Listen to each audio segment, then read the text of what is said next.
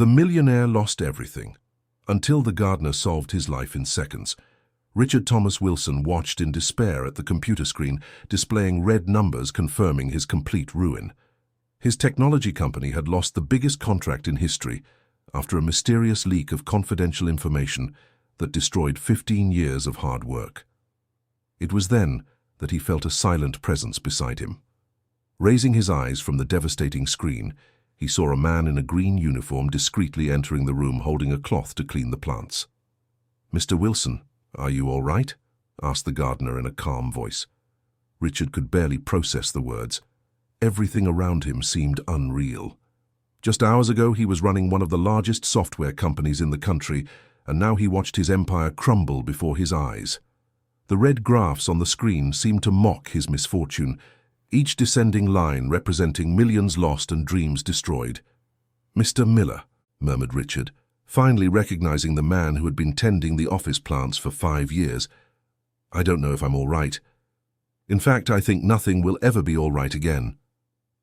Robert Miller had spent the last years watching that man work tirelessly, always arriving before others and leaving last. At 60 years old, the gardener had developed a unique ability to sense when people needed help, even if they didn't ask for it. "Can I do something?" offered Robert, moving closer to the desk where Richard remained dejected. Richard almost laughed at the irony. A simple man offering help when the best lawyers and consultants in the country had failed to protect his assets. Yet, there was something in Robert's calm voice that brought a moment of relief amid the chaos. "Unless you understand corporate espionage and know how to find out who leaked our secret projects, there's not much you can do," Richard replied bitterly. The panoramic office on the 23rd floor of one of the most luxurious buildings in New York witnessed the silent drama. The plants that Robert cared for with such affection contrasted with the coldness of the executive environment, creating small green oases amid the steel and glass. Robert continued his work, carefully watering each pot while processing the information he had just heard. His experience as a silent observer had taught him much about the behind-the-scenes of that company. For years he had witnessed meetings, conversations, and situations that executives thought were private. "Mr. Wilson," Robert said after a few minutes of silence, "I might be talking nonsense, but I've noticed some strange things around here that might help." Richard finally removed his hands from his face and looked at the gardener with curiosity. Any clue, no matter how improbable its source, deserved attention in that desperate moment. "What kind of things?" he asked, trying to control his growing irritation with the whole situation. "Well, I work on all floors of this building. I take care of plants for several companies. And sometimes I hear conversations I shouldn't," explained Robert, pausing his work. The confession sparked genuine interest in Richard. He knew Robert only as the silent man who appeared daily to tend to the vegetation, but he had never considered that this routine could provide privileged access to information. "Go on," encouraged Richard, feeling for the first time in hours a spark of hope. "Last week, when I came to maintain the plants on the floor below, I heard a strange conversation between your partner, Mr. Thompson, and some men I didn't recognize," revealed Robert, watching the businessman's reaction closely. Richard felt his blood run cold.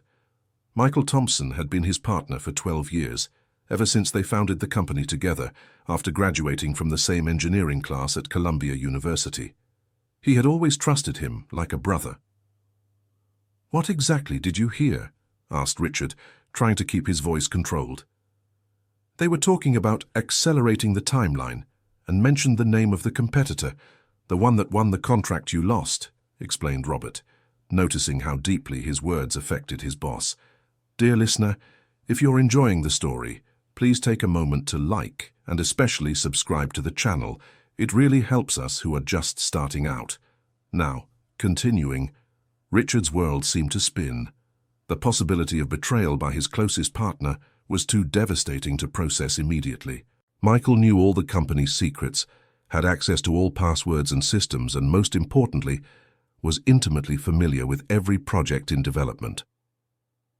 "Are you sure about what you heard?" questioned Richard, still resisting the idea that his best friend could have betrayed him. "I have a good memory for conversations, Mr. Wilson. When you work alone most of the time, you develop the habit of paying attention to details, replied Robert with quiet conviction. The gardener went on to say that he had noticed other strange behaviors from Michael in recent weeks: secret meetings after hours, whispered phone conversations, and visits from unfamiliar people not on the official schedule. Richard began connecting the dots. The past few months had been marked by a series of unfortunate coincidences: projects that mysteriously lost funding, clients cancelling contracts without plausible explanation, and information leaks that seemed to come from within the company itself. Robert, you mentioned you work on other floors. Do you know other people who might have seen or heard something similar? Asked Richard, beginning to see a possible investigation strategy. Yes, I do. We who work in cleaning and maintenance talk quite a bit. Sometimes people think we're invisible and say things in front of us as if we weren't there, explained Robert with a sad smile. This observation hit Richard like a punch to the stomach. How many times had he himself treated employees like Robert as part of the furniture, discussing confidential matters in their presence without considering they were intelligent, observant human beings? Forgive me if I ever did that to you, said Richard sincerely. No need to apologize, Mr. Wilson. I know you've always carried a heavy load. But now perhaps we can work together to find out what really happened, suggested Robert, demonstrating a generosity that surprised the businessman. The partnership proposal was as unexpected as it was necessary. Richard realized his executive network had completely failed to protect him, while this simple man offered information that could be crucial to his salvation. What do you suggest we do? Asked Richard, implicitly admitting he needed Robert's help. First, we need to gather more information. I have some friends who work at competing companies. If your partner is really plotting something, maybe they've noticed unusual movements there too, explained Robert, revealing a strategic mind Richard never imagined existed. The plan began taking shape. Robert would use his informal network of cleaning and maintenance staff contacts to collect information, while Richard would discreetly investigate Michael's financial and contractual movements. As the afternoon progressed, Richard was surprised by the depth of knowledge Robert possessed about business operations. The gardener had studied business administration in his youth, but family circumstances forced him to abandon his studies to work. I've always liked numbers and planning, confessed Robert while finishing watering the plants. When I care for the garden, I apply the same principles: careful observation, long-term planning, and attention to detail. Richard began to see parallels between the meticulous care Robert gave to the plants and the systematic approach needed to investigate Michael's alleged betrayal. Both required patience, careful observation, and the ability to identify problems before they became critical. The first concrete action was to review the company's system access logs. Richard discovered that Michael had accessed confidential files at unusual times, especially during weekends and early mornings. The patterns revealed secretive behavior he had never noticed before. Meanwhile, Robert contacted Ms. Betty, who was in charge of cleaning at the competing company that had won the contract. She confirmed having seen Michael on several occasions at the rival company's facilities, always in meetings that were not on the public schedules. Ms. Betty said she always found it strange to see someone from a competing company walking freely through their offices, Robert reported the next day. The evidence was mounting, but Richard still struggled to accept the magnitude of the betrayal. Michael was not only his business partner, but had been his best man at his wedding and a confidant in difficult times. The idea that it all might have been an elaborate farce was almost unbearable. How can someone fake a friendship for so many years? Richard asked, more to himself than to Robert. Sometimes people change, Mr. Wilson. Or perhaps they reveal who they always were when the right opportunities come along, Robert replied, with the wisdom of someone who had faced several disappointments in life. The investigation revealed that Michael had created a shell consulting company 6 months earlier, coincidentally during the same period when Richard's company's problems began to intensify. The shell company received substantial payments from the competition, supposedly for market analysis services. Richard discreetly confronted some trusted employees, discovering that many had noticed changes in Michael's behavior, but no one had dared to comment. Fear of retaliation and the corporate hierarchy had created a complicit silence.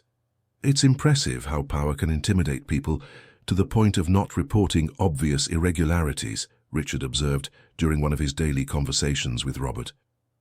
That's why it's important to have people like me around, Robert joked. We have nothing to lose, so we can speak the truth without fear. The statement made Richard reflect on how he had built a social bubble composed only of people who depended on him financially or had their own interests in pleasing him. Robert was perhaps the first person in years to offer genuine honesty without a hidden agenda. The turning point came when Robert discovered that Michael had scheduled a secret meeting for that night in the building's parking lot. Ms. Dorothy, the employee responsible for nighttime cleaning, had overheard Michael confirming the meeting by phone. This might be our chance to get concrete evidence, Robert suggested. Richard hesitated. The idea of spying on his own partner seemed to cross an important moral line, but the survival of his company and the pursuit of truth justified extreme measures. They developed a simple plan. Robert would remain in the building's outdoor garden, pretending to work on nighttime maintenance, while Richard would position himself in a spot where he could observe and record the meeting. The night arrived filled with tension. Richard had never been involved in anything remotely resembling espionage, and his hands trembled as he adjusted the phone to record. Robert, on the other hand, showed impressive calm, as if such situations were routine. Remember, Mr. Wilson, we're just seeking the truth. There's nothing wrong with protecting what's ours, Robert reassured. At 10:30 at night, Michael appeared in the parking lot, accompanied by two well-dressed men, whom Richard recognized as executives from the competing company. The conversation was revealing and devastating. The timeline is ahead of schedule, said Michael. I gained access to the new projects earlier than we expected. Excellent, replied one of the executives. With this information, we can move up our launch and eliminate any competition. Richard recorded every word, feeling his world crumble again, but this time with a painful clarity about reality. Michael had not only betrayed his trust, but was systematically destroying the company they had built together. The acquisition could happen within 3 months, Michael continued. When the company is bankrupt, you can buy the assets for a fraction of their real value. The revelation was even worse than Richard had imagined. It wasn't just about stealing information, but an elaborate plan to completely destroy his company and acquire it for next to nothing. Robert watched attentively from the garden, paying attention to every detail that could be relevant later. His experience as a silent observer proved invaluable at that crucial moment. When the meeting ended, Richard and Robert met in the office to process what they had discovered. The recording was clear and incriminating, but Richard felt emotionally shattered by the confirmation of the betrayal. How am I going to confront him tomorrow? Asked Richard. How do I look in the eyes of someone I considered a brother, knowing he's trying to destroy me? One thing at a time, Mr. Wilson, advised Robert. First, let's organize all the evidence. Then we'll figure out the best way to use this information. They spent the night gathering documents, recordings, and testimonies. Robert revealed he had an exceptional memory for dates and events, managing to chronologically reconstruct all the suspicious activities he had observed over the past few months. I worked in accounting before becoming a gardener, explained Robert, when Richard praised his organizational skills. I've always been good with numbers and details. The revelation added a new dimension to Robert's personality. Richard began to realize that he had completely underestimated the capabilities and experiences of this man he saw daily, but had never truly known. Why did you leave accounting? Asked Richard, genuinely curious. The company I worked for went bankrupt because of fraud by the directors. I lost everything, including my trust in people. I decided to work with plants because they're honest. If you take good care of them, they grow. If you neglect them, they wither. There are no lies in the plant kingdom, Robert explained with a melancholic smile. Robert's personal story echoed strangely with Richard's current situation. Both had been victims of the greed and dishonesty of people they trusted. The difference was that Robert had found peace in simplicity, while Richard was still struggling to accept his new reality. Maybe you can teach me a few things about starting over, said Richard, admiring the gardener's resilience. The first step is to accept that some people will disappoint us, but that doesn't mean we should stop trusting everyone, Robert replied wisely. The next morning brought the challenge of confronting Michael without revealing that they knew about his treacherous activities. Richard decided to test his partner with false information to definitively confirm his guilt. During the morning meeting, Richard casually mentioned a revolutionary new project he was supposedly developing in secret. He provided specific details about non-existent technology and fictional timelines, carefully observing Michael's reactions. "Sounds promising," commented Michael, showing excessive interest. "Could you share more details?" The trap worked perfectly. The next day, Robert reported that his contacts had observed unusual activity at the competing company, with executives enthusiastically discussing a new competitor project they needed to quickly neutralize. "Now we have absolute certainty," declared Richard, feeling a mix of relief at having confirmation and sadness at the confirmed betrayal. Dear listener, if you're enjoying the story, please take a moment to like and especially subscribe to the channel. This really helps us who are just starting out, now continuing. The confrontation strategy required extreme care. Richard and Robert decided to gather all evidence in a complete dossier before taking any legal action. The documentation included recordings, access logs, employee testimonies, and financial records from Michael's shell company. "We need to be as meticulous as you are with your plants," joked Richard, watching Robert care for a fern with surgical precision. "Exactly. Rushing can ruin everything. When you don't water a plant the right amount, it can die. When you overwater it, it can also die. Timing is everything," philosophized Robert. The analogy applied perfectly to the situation. Confronting Michael prematurely could allow him to destroy evidence or create defenses. Waiting too long could result in irreversible damage to the company. Richard began discreetly documenting all of Michael's unauthorized accesses to company systems. The amount of stolen information was impressive: complete projects, market strategies, client lists, and even future expansion plans. "He wasn't just harming our current company, but sabotaging our future," observed Richard bitterly. "People like that don't think about long-term consequences," commented Robert. "They only see immediate benefits." The investigation revealed that Michael's betrayal had deeper roots than appeared. Conversations with long-time employees revealed he had always shown resentment toward Richard's natural leadership and the public recognition he received as the brain of the company. "It seems Mr. Thompson always felt overshadowed by you," reported Sharon's secretary for 8 years at the company. "He would make sharp comments when you were interviewed by the media or received awards." Richard had never noticed these signs of dissatisfaction. His results-focused personality had made him neglect emotional and interpersonal aspects that could have revealed problems before they became destructive. "How could I have been so blind?" Richard asked himself aloud. "Sometimes we trust people close to us too much," consoled Robert. "It's natural. The problem isn't trusting, it's not noticing when trust is being betrayed."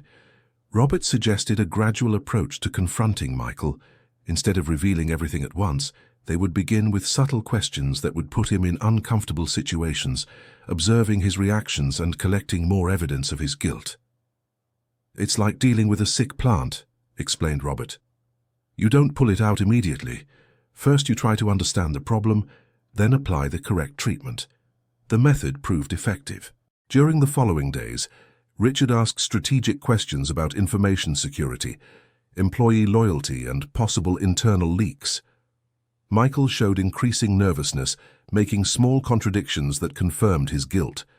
A particularly shocking discovery came when Richard analyzed Michael's personal financial transactions. Substantial deposits perfectly coincided with dates of major leaks, creating a clear pattern of payments for stolen information. "He was literally selling our company piece by piece," said Richard, contemplating the bank statements. "At least now we know exactly what he did and when he did it," replied Robert pragmatically. "This will make it much easier when it's time to seek justice." The courage to confront Michael finally came when they discovered he planned an emergency meeting with investors for the next day. The goal was to convince them to sell their stakes in the company at low prices, speeding up the bankruptcy process. "And we can't let this happen," declared Richard with renewed determination. "Then let's act," agreed Robert. We have enough evidence and know exactly what he's planning." The confrontation was set to take place during the very meeting with investors.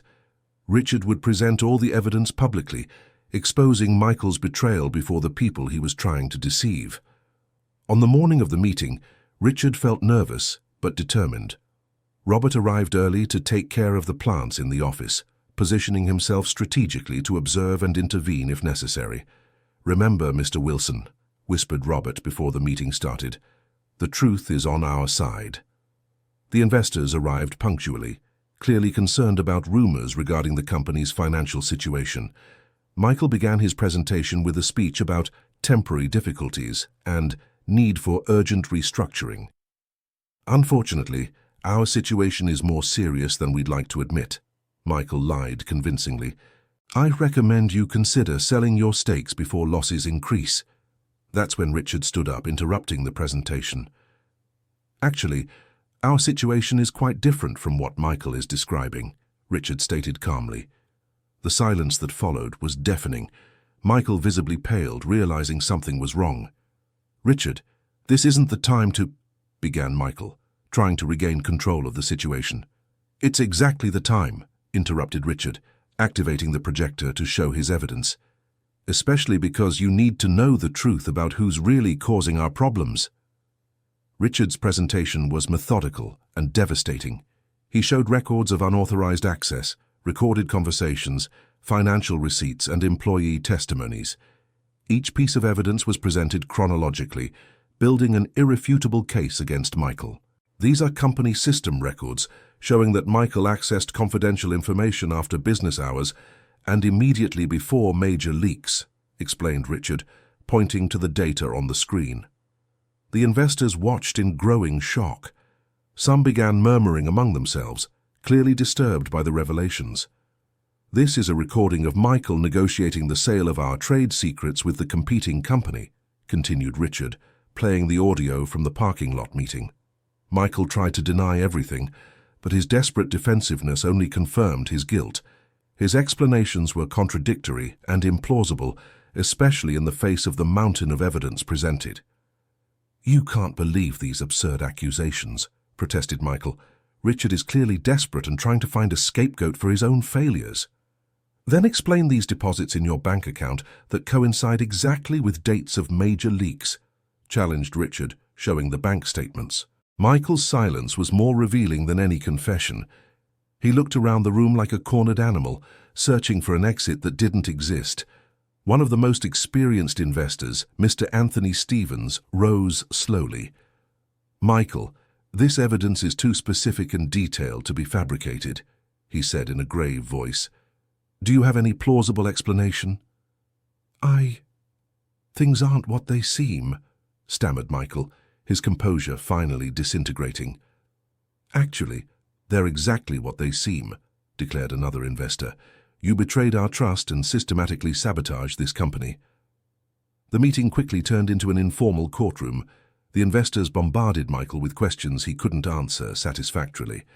His attempts to shift blame to Richard sounded increasingly desperate and implausible. "How can you explain your consulting firm receiving payments from the competition?" asked a female investor. "That was legitimate market analysis work," Michael lied weakly. "Market analysis that included stealing projects from your own company," Richard retorted sarcastically. The pressure finally broke Michael's resistance. In a moment of desperation, he partially confessed his actions, trying to minimize the severity of the situation. "Okay, maybe I shared some information, but it was only to protect my personal investments," admitted Michael. "The company was failing anyway." "The company was failing because you were sabotaging it," Richard accused coldly. The partial confession was enough to confirm all suspicions. The investors demanded Michael's immediate removal from all positions in the company and began discussions about legal action. Throughout the confrontation, Robert remained discreetly at the back of the room, observing every detail. His silent presence provided moral support to Richard, reminding him that he wasn't facing that situation alone. After the tumultuous meeting, Richard and Robert met in the empty office. The tension was finally beginning to subside, replaced by a mixture of relief and emotional exhaustion. "Thank you," Richard said simply. "Without you, I would never have discovered the truth in time." "We discovered it together," Robert corrected modestly. "I just paid attention to what was happening around me." Robert's humility contrasted dramatically with the arrogance that had characterized Michael's behavior. Richard began to realize how he had surrounded himself with people who reflected and fed his own flaws, rather than challenging him to be a better person. "Robert, I'd like to make a proposal," Richard said after a few minutes of reflection. "What kind of proposal?" "I'd like you to become my special consultant for corporate integrity. We need someone who observes what really happens in the company, not just what people want us to see," explained Richard. Robert was surprised by the offer. "Mr. Wilson, I appreciate it, but I don't have executive training. You have something much more valuable, honesty and observational skills," Richard interrupted. "Besides, your accounting experience would be useful for monitoring financial irregularities." The proposal represented a complete revolution in the company's traditional structure. Richard was offering a gardener a position of real power based on merit and trust rather than degrees and social connections. After careful consideration, Robert accepted the proposal on the condition that he could continue caring for the company's plants. "The plants keep me connected to what really matters," he explained. "Healthy growth, constant care, and patience to see long-term results." Richard agreed enthusiastically. The plant metaphor had become a central theme in his new leadership philosophy. Dear listener, if you're enjoying the story, please take a moment to like and especially subscribe to the channel. It really helps us who are just starting out. Now, continuing. The following weeks were dedicated to rebuilding the company on more solid foundations. Richard implemented transparency systems that ensured information flowed freely across all hierarchical levels. Robert established informal communication channels that allowed employees to report irregularities without fear of retaliation. The first step was creating an internal garden in the center of the main office. The green space would become a location for important meetings, symbolizing organic growth and transparency. Robert personally supervised the project, selecting plants that represented different corporate values. "Each plant has a specific personality and needs," explained Robert, while positioning a small bamboo near the window. "Just like people in the company. Our job is to create an environment where all can thrive." Richard watched fascinated as Robert transformed the sterile space into a living oasis. The physical change reflected the cultural transformation he was implementing throughout the entire company. Investigations into Michael's activities revealed the damage was extensive but not irreversible. Much of the stolen information hadn't yet been fully exploited by the competition, allowing Richard to develop defensive strategies. "The advantage is that now we know exactly what information they possess," observed Robert during one of his strategic analyses. "We can anticipate their moves and prepare countermeasures." Robert's analytical mind proved invaluable for rebuilding the company's competitive position. His ability to connect seemingly unrelated information allowed him to identify patterns that traditional executives couldn't perceive. One of the most revealing moments came when Robert proposed a complete audit of all internal processes. "It's not enough to remove Michael," he argued. "We need to understand how he managed to operate for so long without being detected. This indicates systemic flaws that could allow similar future problems." The audit revealed significant gaps in supervision and internal controls. Richard realized his excessive trust in Michael had created institutional blind spots that facilitated the betrayal. "As CEO, I failed to create adequate checks and balances," admitted Richard during a meeting with the management team. "This cannot happen again." Robert suggested implementing a rotating responsibility system where no single person would have exclusive control over critical information or financial processes. The proposal initially met resistance from some managers accustomed to traditional hierarchies. "Changes always frightened people who benefited from the previous system," observed Robert pragmatically. "But plants that resist seasonal changes end up dying." The botanical analogy became common language in the renewed company. Richard began using gardening metaphors in his presentations and internal communications, creating a unique organizational culture based on sustainable growth. The financial recovery progressed more rapidly than expected. With information about the competition's activities, Richard managed to anticipate their launches and develop superior products. Internal transparency significantly improved employee morale and overall productivity. "It's incredible how people work better when they trust the leadership," commented Robert, after observing the improvement in project quality. Richard fully agreed. The paranoia and secrecy that characterized the Michael era had been replaced by open collaboration and shared goals. An important discovery emerged when the IT team, now led by transparency principles, revealed they had noticed Michael's suspicious activities but didn't feel comfortable reporting them. "We created a culture where questioning authority was seen as disloyalty," admitted Richard. "That nearly cost us everything we built."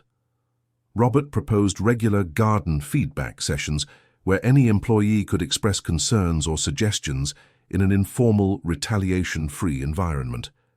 The sessions literally took place in the internal garden, removing psychological barriers associated with traditional corporate settings. The revolutionary concept attracted attention from specialized media. Business magazines began publishing articles about the green revolution at Richard's company, highlighting how gardening principles were being successfully applied to corporate management. "I never imagined tending plants would make me part of a business success case," joked Robert during an interview. The irony wasn't lost. The man who had been practically invisible in the traditional corporate hierarchy was now cited as an example of innovative leadership and strategic thinking. Richard used the media attention to promote integrity and transparency values in the business world. His corporate conference speeches always included explicit credit to Robert and other invisible employees whose contributions were traditionally ignored. True business success comes from recognizing and valuing all people who contribute to our results, Richard declared in his presentations. Not just those with executive titles. The message resonated deeply with audiences who had experienced their own versions of underestimated contributors.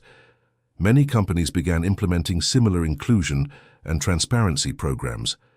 A particularly moving moment came when Richard was invited to speak at his former university.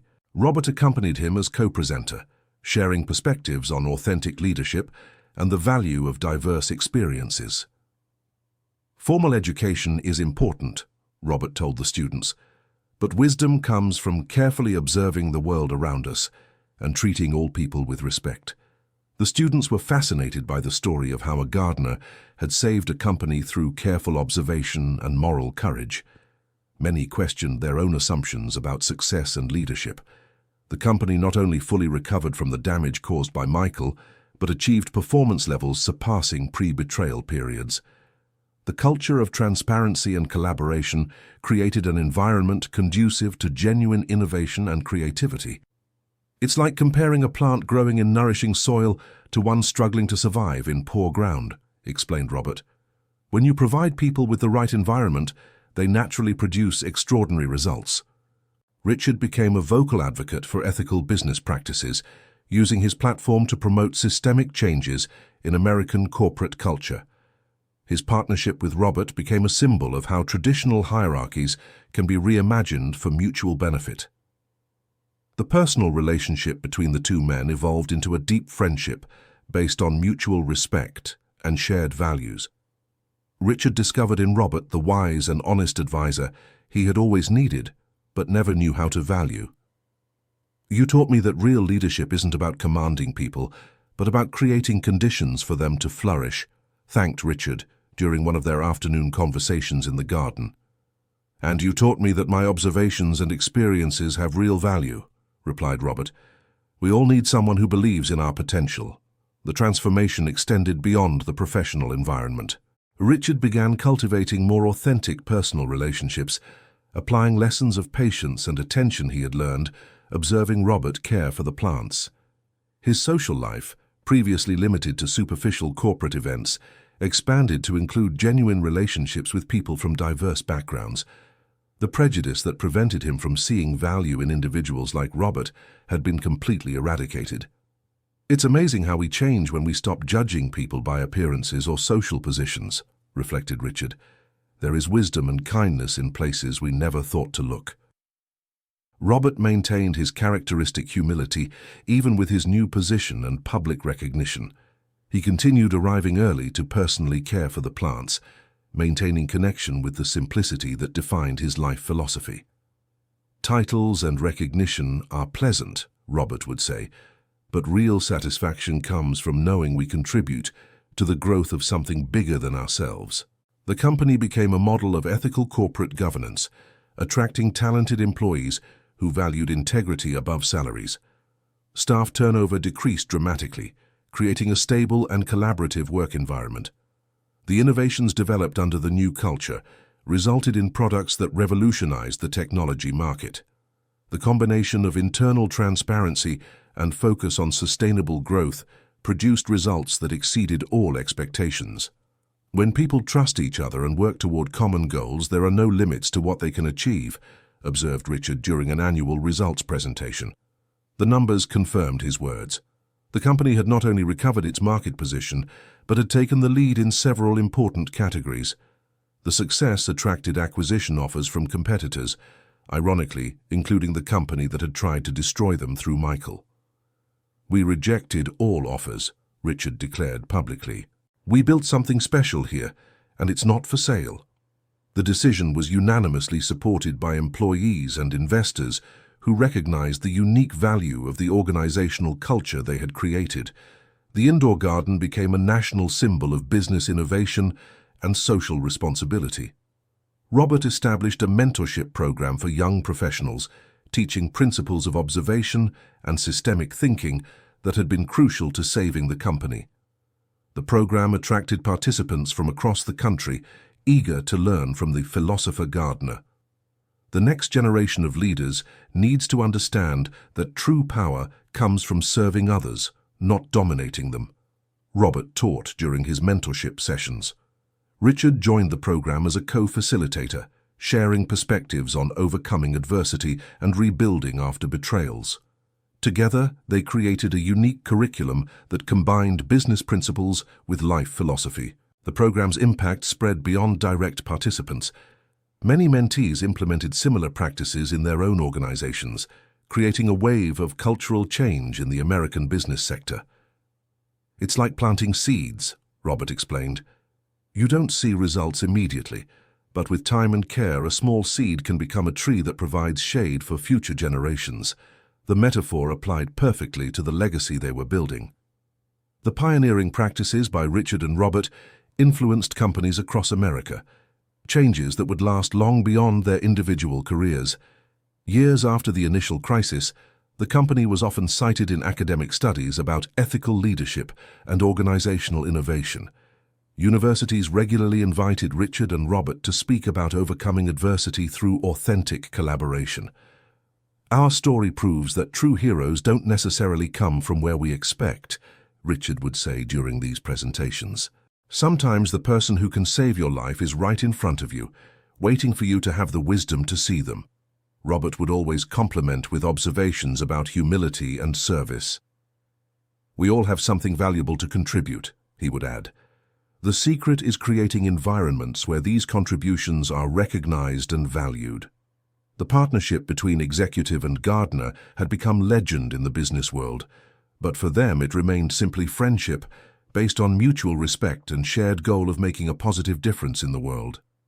The indoor garden kept growing and evolving, each new plant representing a milestone in the company's journey.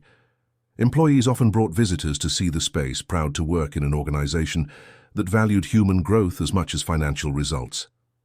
This garden reminds us daily that real growth requires patience, care, and attention to detail. Robert would explain to visitors, principles that apply to plants as much as to people. The company kept prospering, but its true success was measured by the positive impact on employees' lives and the surrounding community.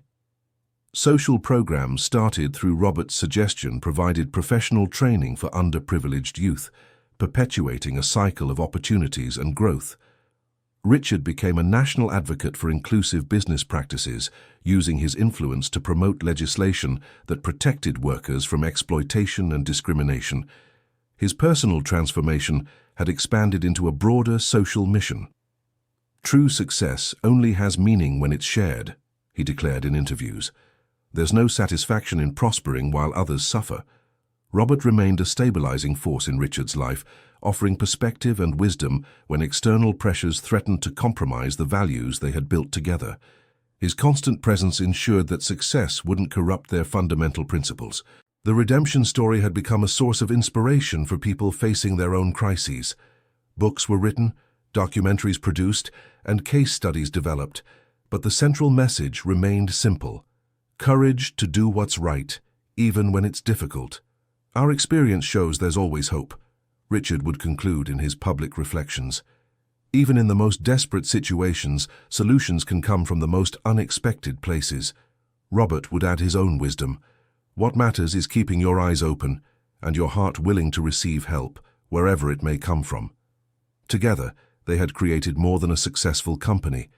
They had demonstrated that authentic transformation was possible when people united around shared values and goals greater than individual interests.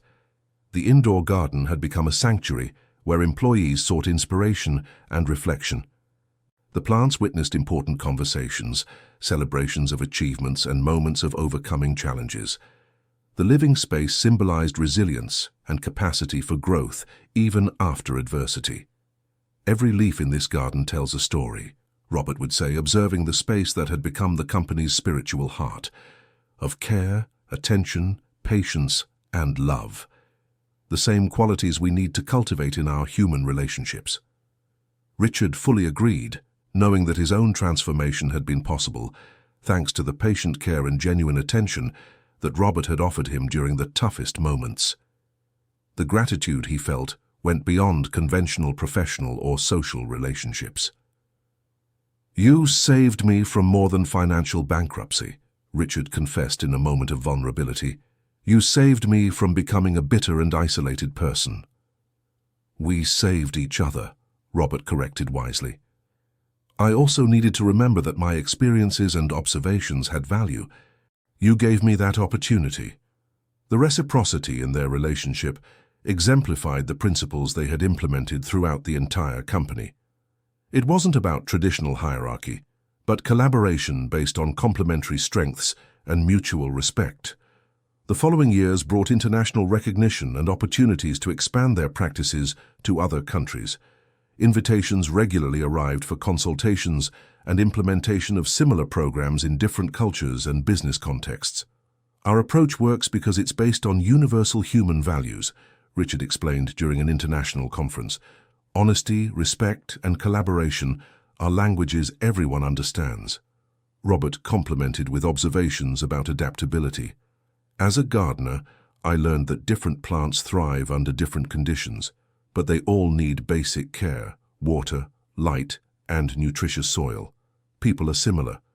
They need respect, opportunities, and a supportive environment." The simple yet profound wisdom resonated with global audiences, confirming that the principles discovered on their journey had universal application. As the company continued growing and evolving, Richard and Robert remained anchored in the core values that had ensured their survival and prosperity. The indoor garden served as a constant reminder of their humble origins and the path they had traveled. "No matter how high we grow," Richard reflected, "we must always remember where we planted the first seeds." Robert smiled, pointing to a small sapling he had planted on his first day in his new position at the company. "This little sapling is now a strong tree that provides shade for the entire office," he observed, "just like our partnership has grown and strengthened to benefit everyone around us." The analogy perfectly captured the extraordinary transformation they had experienced together. From what seemed like a terminal crisis, something beautiful and lasting had sprouted, continuing to grow and benefit future generations. End of story. So, what did you think of this story of transformation and overcoming? I was moved by how Richard managed to discover the truth about Michael, and how Robert, even though just a gardener, had the wisdom and courage to help.